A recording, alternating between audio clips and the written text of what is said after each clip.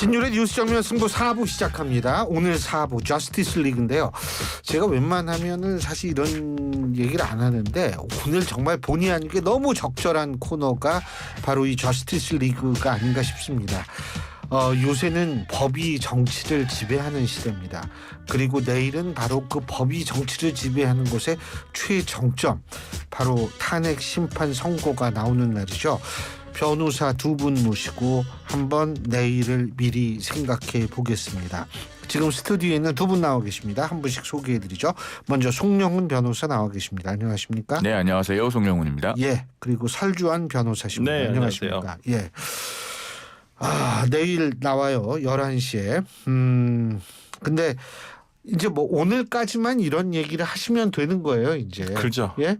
오늘까지 이제 근데 여태까지 굉장히 두 분 다 말씀을 많이 하셨을 거 아니에요? 네. 자, 오늘 마지막이라고 생각하고 어떻게 예상하시는지 우리 설주환 변호사님 말씀해 주시죠. 저부터 저는 뭐 다른 방송에서 이미 다 박제가 돼 있어서 예. 지금 고칠 수는 없으니까. 그렇죠. 저는 사람은 원래 일관성이라는 게 중요합니다. 저는 항상 설명드립니다. 저는 뭐 윤석열 대통령 좋아하지도 않고 뭐 이쁜 구석 하나도 없다고 생각하는 사람이라서 그 비상계엄 선포 행위는 상당히 잘못됐고 위헌적이다라고 생각을 하지만 저는 절차 부분에 조금 더 주목을 하고 있습니다. 재판 과정이라든지 재판 과정에서 드러난 부분 등이 어떤 조금 많이 매끄럽지 못했다는 부분, 이런 부분 등을 주목하는 재판관이 분명히 있을 거라고 저는 생각이 들고, 저는 판단을 하는 데 있어서 기본적으로 재판관의 성향을 조금 더 높이 넣었어요. 그러니까 이 가중치를 둔다고 했었을 때, 그래서 저는 4대 4를 생각을 하고 있고요.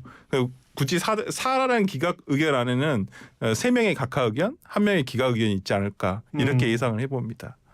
어떻게 보십니까, 송 변호사님? 저는 선고기일이 고지된 뒤부터는요, 일부러 스코어에 대해서는 언급을 자제하고 있습니다. 왜냐하면은 헌법재판소가 선고기일을 고지하면서 복수의 언론에 당일에 어떤 보도가 있었냐면 헌재가 판결까지 이미 마쳤다 라는 보도가 있었는데, 있었죠. 그것을 헌법재판소가 적극적으로 명시적으로 부인하지 않잖아요.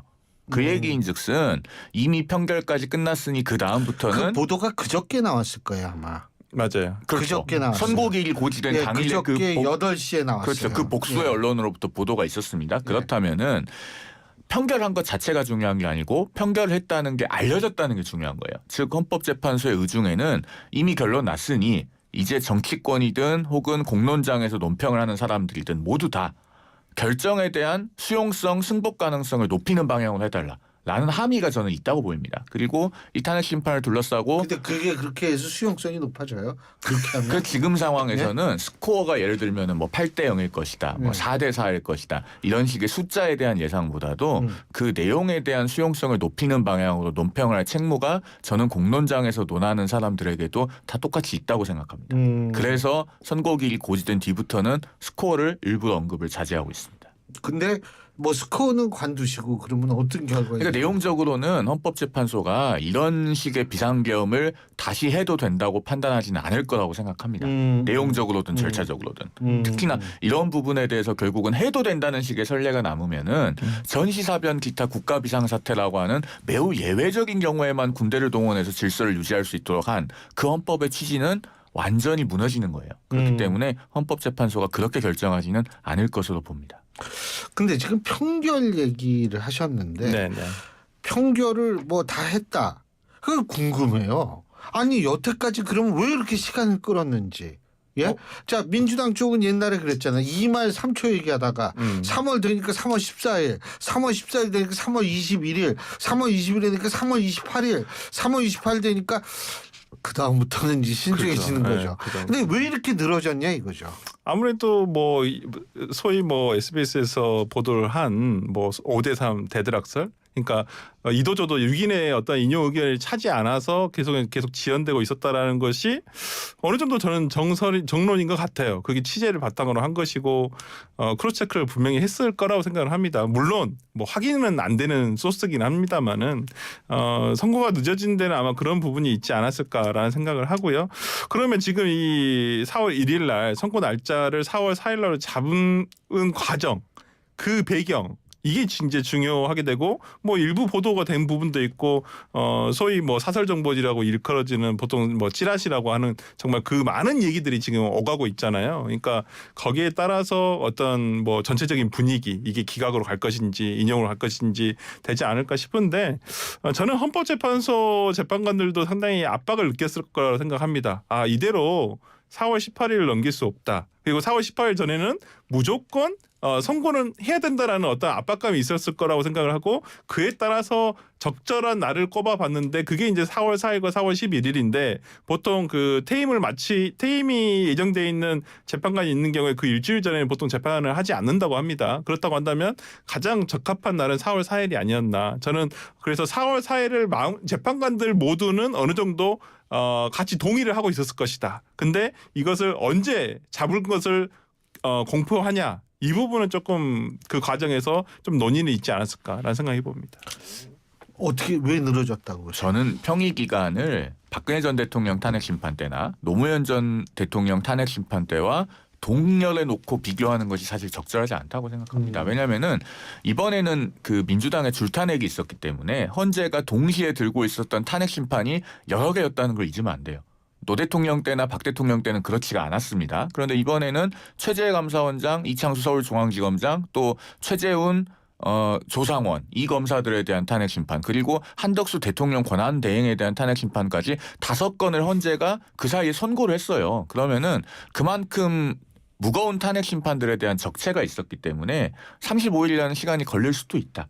과거 박근혜 대통령 탄핵 심판 때와 똑같이 놓고 볼 수 없다라는 부분을 간과할 수가 없고 그다음에 이제 5대3 교착설 이게 한 일주일 동안 세간에 많이 회자가 됐기 때문에 마냥 근거가 없다고 치부하기만 어렵고 그랬을 수도 있다. 개연성은 있다고 생각합니다. 그렇다면은 어쨌든 헌재는 그런 교착 상태는 이제는 명확하게 해소가 됐기 때문에 그래도 평결까지 마무리하고 선고기를 고지하지 않았겠나 이렇게 보는 것이죠. 근데 또 한 가지 궁금한 게 일반적으로 이런 사건에 있어서는 평결을 이렇게 좀 빨리 그러니까 선고 기일은 늦었는데 평결은 빨리 잡았다라는 얘기도 있더라고요. 맞아요? 판결이 됐는지도 모르겠어요. 솔직히 그러니까 뭐 그런 보도들이 나오는데 그것도 확실하지가 않아요. 그렇죠. 확실한 부분은 아니고 그냥 제가 조금 의아하게 생각했던 부분은 판결을 만약 4월 2일 날 또는 4월 1일 날 했다라고 한다면 4월 1일 날 했겠죠. 아마 보도가 저녁 때 났으니까 4월 1일 날 한다면 4월 4일 날 선고 때까지 그게 보안이 유지가 될까요?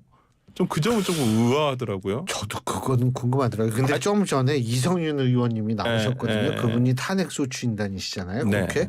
근데 그분이 말씀하시기에 거기 다 판사분들이라서 판사분들은 원래 보안이 철저한 사람들이다. 뭐 그렇게 말씀하시더라고요. 근데 연구관들은 그런데 그 밑에 있는 연구원들도 있고 거기에 수많은 그 정말 몇십 명의 그 스태프들이 있는데 뭐 물론 그분들이 다 모르게끔 헌법재판관들도 아마 뭐 인용 각하 뭐 기각 이 세 가지 뭐 의견을 다 써서 이제 뭐 결정문을 다 가지고 있겠지만은 저는 어찌됐든 그 안에 판결이 딱 결정이 됐다라고 한다면 그걸 뭐 정리하는 시간도 분명히 오늘까지 아마 정리를 하는 걸로 보이는데 이게 안 나온다고요. 지금 온통 모든 그 국내의 기자들이 거기만을 다 들여다보고 있고 진짜 거기에서 청소하시는 분 진짜 어쩌라고 붙잡고라도 지금 혹시나 이 안에서의 어떤 뭐 흘러가는 얘기라도 듣지 않은 게 있을까 이렇게 하고 있는데 그걸 3일 동안 보안을 유지한다는 게 저는 쉬운 건 아니라고 생각을 해서 저는 그냥 그 결정문은 다 만들어 놓고 결론에 따른 결정문을 만들어 놓고 내일 선고 전에 뭐 판결하지 않을까? 저는 뭐 어떻게 됐는지 모르겠습니다만은 그게 보안을 지키는 마지막 저는 최고의 방법이라 생각을 해서 판결이 완료됐다는 말은 좀 잘 그렇게 좀 제 스스로는 그렇게 납득은 안 되더라고요. 어쨌든 지금 오늘 6시 39분이잖아요. 이 시각 정도 되면 헌재가 선고문도 다 써놨을 겁니다. 고맙습니다. 이게 보통 생방송임을 강조할 때 슬쩍슬쩍 이렇게 시간 얘기하는 거거든요. 예, 말씀하시죠. 2017년 박근혜 대통령 탄핵 심판 때 기억을 더듬어 보면은 그 결정문에는 선고 일자가 아니고 선고 일시가 적힙니다. 그리고 그 이후로는 지금 탄핵 심판 결정문들에 다 선고 일시를 쓰고 있어요. 직무에 복귀하더라도 몇 시 몇 분부터 직무 복귀했는지 그 효과가 정확하게 나타나야 되고 파면이 되더라도 몇 시 몇 분부터 직을 잃었는지가 정확하게 나와야 되기 때문에 그때 11시 21분에 그 주문을 낭독하는 거를 몇 번 연습했다고 알려져 있잖아요. 그 뒤에.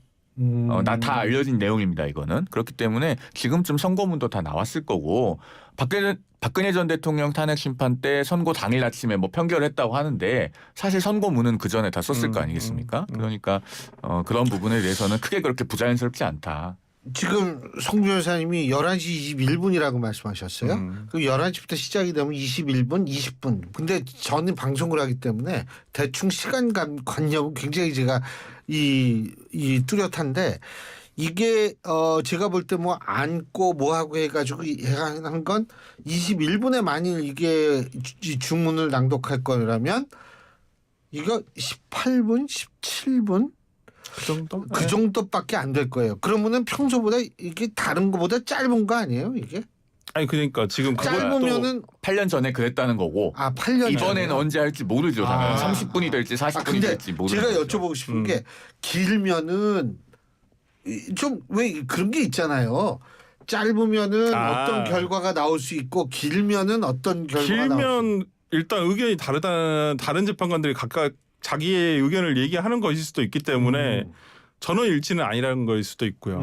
이제 뭐 그것이 6대2의 인용이 될 수도 있고 뭐 4대4의 기각이나 각하가 될 수도 있는 것이 기각이 되겠죠. 4대4면. 그러니까 그런 부분 아니면 8대0이면 짧겠죠. 왜냐하면 전원 일치된 재판관의 의견이라고 하면 그 재판장이 그러니까 문 권한대행이 그걸 그냥 낭독을 하면 되니까 그거 하나만 낭독하면 되잖아요. 그렇기 때문에 그렇게 20분 내외 아마 지난번 재판과 비슷한. 근데 뭐 어떤 분은 뭐 300페이지가 될 것이다.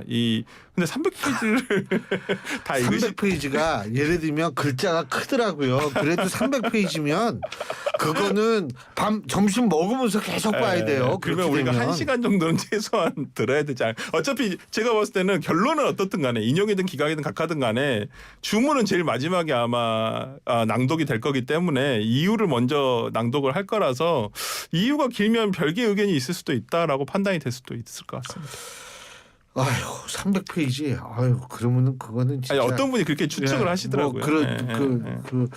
근데 이게 사실 길이도 전 굉장히 중요할 것 같거든요. 대충 짐작을 할 수 있지 않을까. 근데 이건 제 의견이 절대 아닙니다. 일각에선 박근혜 전 대통령 당시엔 10시에 선고했다는 거예요. 11시에 선고했습니다. 그때도 11시에요? 노무현 전 대통령 때가 아마 10시에 선고했을 거예요. 그래서 뭐 제일 처음에 시간에 따라서 이게 기각이냐 인용이냐 이렇게 뭐 주장을 하시는 분도 계셨어요. 뭐 여러 가지 뭐 이건 그냥 거의 그거랑 똑같아요. 4월 4일이니까 4대4다라는 주장하고 똑같은 논리 구조인데 4 더하기 4는 8이라서 8대0이라는 주장이 맞습니다. 그러니까 그래서 뭐 시간에 따라서 뭐 인용이냐 기각이냐를 추론해 보는 것은 그건 조금 과한. 그럼 제가 이렇게 여쭤볼게요. 8대0 가능한 수치일까요? 어떻게 보십니까? 일단 제가 보는 거는요. 평의 기간이 어쨌든 조금 길긴 길지 않았습니까? 그렇다면은 스코어에 관계없이 별개 의견이나 보충 의견조차 없는 완벽한 만장일치가 되기는 어려울 수 있다. 일부 쟁점에 관해서는 재판관들의 의견이 나눌 수 있다고 봅니다. 그런 부분들이 있으니까 어떻게 보면은 3월 달에 선고를 하지 않았겠죠. 맞죠. 5개의 혐의니까 지금 탄핵 소추 사유가 5개로 분류가 돼 있잖아요. 이제 뭐 그런 부분에 있어서 뭐 만약에 그러니까 결론은 다 8대0 인용이 되더라도 그 안에서 어떤 별개 의견으로 어떤 절차 부분에 대해서 좀 지적을 하는 나는 이런 부분을 이렇게 생각하지만 이런 부분은 그렇더라도 큰 결론에 영향은 없다. 이런 식으로 설명하시는 아마 재판관도 있을 거라고 생각을 하거든요. 그렇다 한다면 결론이 같다고 한다면 그 안에서의 여러 가지 별개 의견이나 이런 것들은 존재하지 않을까라는 생각을 해봅니다. 네. 근데 뭐 어쨌든 이제 내일 저건데 저는 사실 제일 걱정인 게 이 국회가 아니라 헌법재판소가 어떤 결정을 내리든 물리적 폭력에 의한 불상사는 절대 없어야 된다는 겁니다. 근데 이게 지금 이 정치권이 과연 그렇게 좀 이걸 흥분도를 가라앉힐 수 있는 상황을 만들고 있느냐? 그게 좀 어떻게 평가하세요? 그래서요. 어제 그 이재명 대표가 기자들로부터 승복에 관한 질문을 받았을 때 이제 호칭조차 안 붙이고 승복은 윤석열이 하는 겁니다 이랬잖아요. 그런 태도는 굉장히 부적절하고 잘못된 겁니다, 사실. 그건 승복이 아니고 상대방을 굴복시키려는 태도거든요. 그런데 탄핵에 관해서 이제 찬성하시는 중도적인 국민들도 이재명 대표나 민주당이 상대 당 또는 상대 진영을 일방적으로 굴복시키는 그런 수단이 되도록 탄핵을 지지하고 있는 건 아니에요. 다만 비상계엄이라고 하는 것은 워낙에 위헌적이고 위법한 일이라고 생각을 하시기 때문에 그분들이 탄핵에 동의하고 있는 것이다라는 점을 말씀드리고 결론이 어떻게 나올지 몰랐을 때 우리가 어떤 결과가 나오더라도 승복하겠다라고 하는 것이 승복선언입니다. 결과가 나오고 나서 나에게 유리하게 나왔으니까 너희가 승복해야지라고 하는 것은 누구나 할 수 있는 거죠. 그거는 그 공적인 책임을 맡은 사람이 할 만한 태도는 아닌 겁니다. 그러니까 정치권에서 이 승복이란 승복이 갑자기 스님들이 입는 옷도 승복인데. 아, 그러네. 야, 춥다. 왜 오늘 날씨 많이 풀린 줄 알았는데. 죄송합니다. 송 변호사의 그 표정이 추워지네요. 순간 예. 쌓였네요, 정말. 아니 근데 저는 참 유치하다고 생각 들어요. 그러니까 승복을 안 하면 무슨 방법이 있나요? 헌법재판소의 결정에 대해서 뭐 법리적으로 이걸 무슨 어디 항소장을 제출할 수 있는 것도 아니고 그냥 뭐 마음속으로 정치적으로 뭐 이게 수긍이 안 될 수는 있겠죠. 그렇지만 어차피 헌법재판소의 결정에 따라서 법적인 효력을 발생을 하는 것이니까 복귀를 하든 아니면 그 딱 순간 선언 이후부터 줌을 선고 마친 순간부터 뭐 직을 상실하든. 근데 그 부분에 대해서 어떻게 승복을 안 할 수가 있겠습니까? 근데 이걸 가지고 서로 뭐 너 왜 승복 안 하냐, 왜 너 승복 선언 안 하는 것이냐, 그리고 윤 대통령에게는 일단 석동현 변호사가 한번 승복을 얘기한 적이 있어요. 일찌감치. 그러니까 본인 입으로는 얘기는 안 했죠. 네, 근데 뭐 윤 대통령이면 본인 입으로 한 게 아니니까 본인 입으로 해야 되는 거 아니냐 이렇게 얘기를 하시는데 저는 정말 유치한 정치권에서의 장난이라고 생각을 하고 오히려 정말 근데 조금 너무 과하게 지금 민주당 쪽에서 나오고 있는 건 있어요. 뭐 예를 들어서 제2의 4.19 혁명이 일어날 것이다. 아니면 뭐 박홍근 의원 같은 경우는 더 나가서 뭐 어떻게 승복하냐. 이거 우리는 저항권을 행사할 것이다. 한마디로 광장 정치로 뛰어들겠다는 것이거든요. 근데 저는 이게 제도권 정치인이 할 얘기인가. 오히려 이런 부분에서 사회적 갈등을 완화하고 조정하고 중재하는 데 역할을 해야 되는 게 제도권 정치인의 역할이라고 생각을 하는데 그렇지 않고 그냥 광장의 어떤 열기, 광장으로 뛰쳐나가겠다고 한다면 그냥 배지 그냥 내려놓고 나가는 게 낫죠. 그렇게 하실 거면. 그래서 저는 내일은 어찌됐든 간에 어떤 결론이 나오든 간에 여기에 수긍하지 못하는 국민들은 많으실 거란 말이에요. 어느 쪽이 됐든 간에. 그렇죠. 양쪽 다. 그래서 저는 국민의힘이건 민주당이건 어떤 지지자들에게 대해서도 이 흥분을 조금 더 가라앉히고 그 다음 스텝이 생기잖아요. 내일이면 이제까지는 좀 불명확했지만은 내일은 그 다음 일이 바로 이제 나온단 말이에요. 그거에 어떻게 대처를 할지 그걸 제시하는 게 오히려 제도권 정치인의 역할이 아닌가라는 생각이 좀 해봅니다. 근데 윤석열 대통령은 그러니까 시나리오별로 내일 어쨌든 이 선고 직후에 성명을 발표한다라는 그런 보도를 제가 아까 점심 먹으면서 봤거든요. 어떻게 그런 거는 어떻게 보세요? 그게 어떤 결론이 나오든 입장은 내겠죠. 만약에 기각이나 각하에서 직무에 복귀한다면 그 나름대로의 당연한 입장 발표가 있을 것이고 인용 결정이 돼서 파면이 되더라도 그러면은 뭐 결정에 승복하고 뭐 그 밖에 입장을 밝히는 뭐 그런 것들이 있을 것 같아서 뭔가를 발표하겠다고 하는 것 자체만으로 결론을 예단할 수는 없고 또 결론에 대해서 어떻게 생각하고 있는지를 뭐 미루어 짐작할 것도 아니다. 다만 윤 대통령이 승복 안 하는 방법이 있겠습니까? 그리고 그 변론 절차에 이미 8번이나 출석을 했잖아요. 또 마지막 변론 기일에는 본인이 장시간을 들여서 직접 본인이 구두로 최후 진술을 했습니다. 그러면은 그런 모든 행동들은 사실은 승복이 전제되지 않으면 안 되는 겁니다. 뭐 결론이 나오면은 당연히 승복할 것으로 저는 생각합니다. 근데 이제 저는 사실 뭐 그 헌법재판소 인근을 진공 상태로 만들어놨다 뭐 이런 얘기를 하잖아요. 근데 원래 진공 상태라는 것은 공기가 없어서 숨을 못 쉬잖아요. 근데 그 진공 상태 만들어놨다 뭐 이런 거 다 좋은데 가장 중요한 거는 사실 거기 헌법재판관 분들 이분들의 경우는 내일 뭐 끝나는 게 아니고 좀 당분간 이어져야 되는 거 아니에요? 그럴 거라고 저는 생각합니다. 아마 경찰 쪽에서도 그러한 부분과 관련해 가지고 조치를 아마 할 거라고 생각을 하고요. 뭐 이분들 그냥 놔둘 수는 없잖아요. 어느 정도 광장의 열기가 식을 때까지 정도 그리고 광화문에서 이러한 부분들이 더 이상 이제 시민사회라든지 뭐 집회를 등이 없다라는 어떤 확신이 든다고 한다면 그래서 그런 위험 요소가 제거가 된다고 한다면 아마 그때는 경호 조치를 조금 해제를 하겠지만 당분간 최소한 일주일 이상은 필요하지 않냐라는 생각을 해보고요.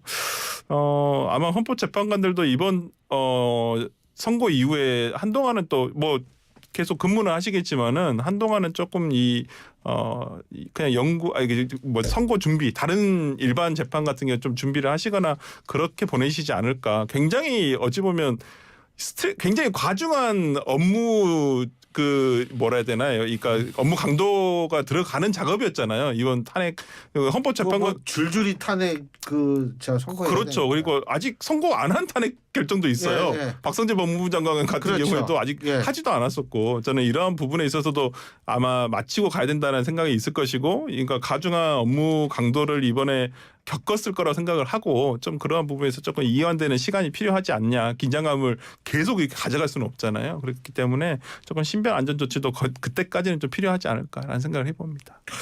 자, 우리가 뭐 기각이 된다라고 가정을 했을 때는 윤 대통령 복귀를 하는데 복귀를 했다라고 가정을 했을 때 좀 개각이 필요하지 않냐라는 얘기도 나오는데 어떻게 보세요, 송미 변호사님? 왜냐하면 사실 한덕수 총리 입장에서도 좀 그렇잖아요. 국무회의 뭐 이런 얘기했는데 좀 그렇지 않나요? 어떻게 보세요? 과거에 이제 고건 국무총리가 노무현 대통령 탄핵 심판 기간 중에 대통령 권한 대행을 하고 나서 노 대통령이 직무 복귀하니까 사퇴를 했던 그런 전례가 있죠. 그러니까 아마 만약에 기각이나 각하로 윤 대통령이 직무 복귀하는 상황이 발생한다면은 아마 한덕수 권한 대행도 그런 전례를 따르지 않을까 싶기는 한데요. 그런데 이제 현실적으로 국회는 여전히 민주당이 압도적인 다수당입니다. 그리고 후임 총리를 누구를 지명하든 아마 민주당은 임명 동의를 안 해줄 가능성이 저는 99% 이상 된다고 봐요. 그러면은 현실적으로 어떤 개각이라든가 나아가서 정부를 재구성할 수 있는 그런 환경이 갖춰지겠는가에 대해 상당한 의문이 있고 윤 대통령 본인이 헌법재판소에서 최후 변론하면서 임기 단축 개헌 비슷한 걸 언급했잖아요. 그런 부분에 대해서 아마 실질적인 후속 조치가 따라야 되지 않겠는가. 저는 개인적으로는 그렇게 생각합니다. 한덕수 총리가 지금 실질적으로 기록 세우고 계시잖아요. 예. 지금 최장수 그렇대요. 국무총리시고 원래 그 전엔 이낙연 총리였었는데. 근데 이게 자의가 아니세요.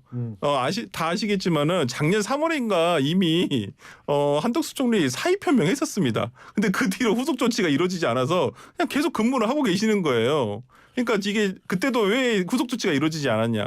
윤석열 대통령이 누굴 추천한들 민주당에서 통과시켜줄 리가 없다. 그리고 그래서 자원자도 없고 그리고 지명을 한다 손 치더라도 그분들이 손사래를 치고 그래서 이제 인물난에 허덕이다 보니까 그냥 어쩔 수 없이 그 자리에 계속 계셨던 것인데 지금이라도 다를까요? 아마 윤 대통령이 돌아오신다 하더라도 저는 한덕수 총리 만약 진짜 윤 대통령이 임기 단축 개헌을 한다고 한다면 그 단축된 임기까지는 뭐 한덕수 총리가 거의 같이 하시지 않을까라는 생각은 좀 듭니다. 자, 이제 인용이 된다라고 가정을 했을 때 간단하게 인용이 된다라고 했을 때 국민의힘 스탠스 빨리 변하게 어떻게 해야 되는 거 아니에요? 그렇게 해야죠. 예. 어제 나온 재보궐선거 결과를 보면은 국민의힘이 이대로 가면은 추풍령을 넘을 수 없는 당이 될 수 있다라고 하는 거를 아주 현실적으로 보여주는 결과가 나왔습니다. 그러면은 그동안에 이제 강경 보수 위주의 노선 그리고 탄핵 반대만 소리 높여서 외치는 노선만으로는 국민의 마음을 충분히 얻을 수 없다는 게 가시적으로 확인된 거예요. 그런 상황에서 만약에 내일 인용 결정까지 나온다. 당연히 대대적인 노선 변화가 불가피하고 빠르면 빠를수록 좋다고 생각합니다. 20초. 쉽지는 않을 거라고 보이고요. 아마 어제 보여준 재보궐선거의 결과는 이겁니다. 똘똘 뭉쳤더니 어떻게 되는지 봤죠? 라는 거예요. 똘똘 뭉쳤더니 어떻게 되는지. 선거 실패한 겁니다. 그 점을 좀 이제 국민의힘 지도부나 그다음에 국민의힘 강성 지지층도 좀 빨리 깨달아야 된다 생각합니다. 알겠습니다. 오늘 귀중한 날입니다. 그런데 아주 시의적절한 두 분 모시고 얘기 잘 들었습니다. 고맙습니다. 감사합니다.